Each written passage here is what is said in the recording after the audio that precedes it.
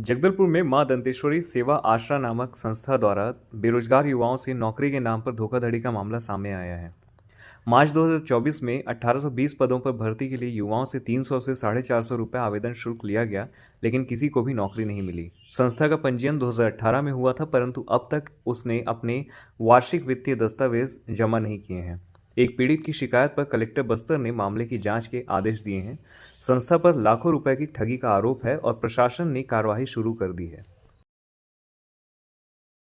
मां दंतेश्वरी सेवा आश्रा नाम की एक एनजीओ है जगदलपुर में, जिनके द्वारा मार्च 2024 में कुल 5 पदों के लिए 1820 पद हेतु संविदा नियुक्ति निकाली गई थी, जो आज दिनांक तक किसी प्रकार की भर्ती प्रक्रिया उसमें नहीं की गई। जब इसके बारे में पता किया गया मेरे द्वारा, तो पता चल रहा है कि वो संस्था आज तक ज़मीनी स्तर पर कोई ऐसी सेवा कार्य उसने की ही नहीं है, क्योंकि एनजीओ का कार्य ही होता है लोकहित में लोक सेवा का कार्य करने का। लेकिन जब उन्होंने ये फॉर्म निकाला था, तो पहली तो बात उन्होंने आवेदन शुल्क निर्धारित किए थे, जिसमें 450, 350 और 300 रुपये का शुल्क निर्धारण था। अब आज की तिथि में अगर देखा जाए तो बेरोजगारी इतनी बढ़ी हुई है, और साथ ही कोई भी शासकीय पद पर अगर भर्ती होती है तो उसमें ज़्यादातर अनुभव मांगा जाता है।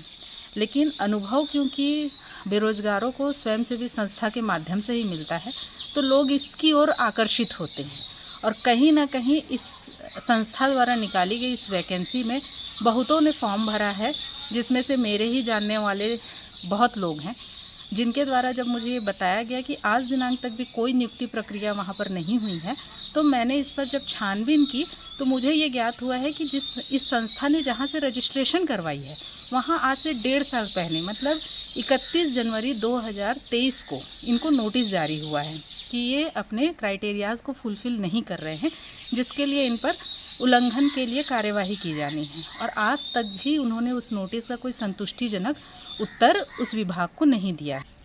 अब इससे ये पूरी तरह से ये सिद्ध होता है कि ये संस्था कहीं ना कहीं भोले भाले मासूम बेरोजगारों को ठगने का काम कर रही है, और यदि ऐसा नहीं है तो उसमें पारदर्शिता होनी चाहिए और जल्द से जल्द नियुक्ति करवाएगी, क्योंकि 2023-24-25 के लिए उन्होंने नियुक्ति निकाली है, तो आधा सत्र तो निकलने को है। इस हेतु मैंने कल कलेक्टर महोदय को इस संबंध में एक शिकायत पत्र दी है, और आशा करती हूँ कि वो इस पर जल्दी संज्ञान लेते हुए इस संस्था के ऊपर कार्रवाई करेंगे। एक शिकायत आवेदन पत्र जो है जिलाधीश महोदय के माध्यम से प्राप्त हुआ है, जिसमें जांच करके जांच प्रतिवेदन देने के लिए कहा गया है। जांच के लिए जो प्रक्रिया है वो शासकीय प्रक्रिया के अनुसार जांच करके जांच प्रतिवेदन जिलाध्यक्ष महोदय को प्रस्तुत किया। एनजीओ के द्वारा क्या समस्त दस्तावेज जमा किए थे समय समय पर? आपके द्वारा भी कोई नोटिस दिया गया? एनजीओ को जो है 2018 में ऑनलाइन पंजीकृत समिति है, और समिति के द्वारा जो है अधिनियम की धारा 27-28 के अधीन वार्षिक जानकारी देना रहता है। समिति की ओर से प्राप्त नहीं हुआ है, उसके लिए एक नोटिस जारी किया गया है।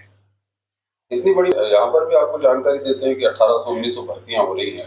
ये एक एनजीओ रजिस्टर्ड हुआ है, रजिस्ट्रेशन में जो उद्देश्यों के लिए है पंजीकृत की गई है, उसमें ऐसा कहीं कोई अभी भर्ती वगैरह का तो हमारे पास कोई दस्तावेज नहीं है, तो उनके द्वारा कोई भर्ती वगैरह की जाना है कि पंजीकृत समिति है। पंजीकृत समिति में बायलाज और मेमोरेंडम होता है। आज 8-9 महीने हो गए, उस प्रक्रिया नहीं होने के बाद, जैसे आप जांच की बात कर रहे हैं, जांच के बाद इनको क्या, एनजीओ को क्या आदेश जारी होगा? जो भी आदेश पंजीयक महोदय से या शासन से होंगे उस पर कार्रवाई की जाएगी।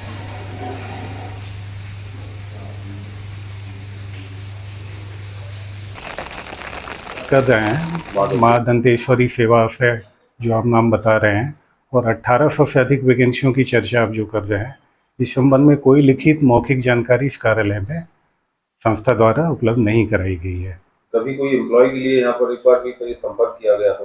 मेरी जानकारी में नहीं है, मुझसे संपर्क नहीं किया गया है। 5 वर्षों से वो कार्यरत बता रहे हैं, तो कभी 5 वर्षों में कभी नहीं। ये मामला एक गंभीर सवाल खड़े करता है कि कैसे एक निजी संस्था प्रशासन की नज़रों से बचकर सैकड़ों बेरोजगार युवाओं से नौकरी के नाम पर लाखों रुपए ठगने में सफल रही।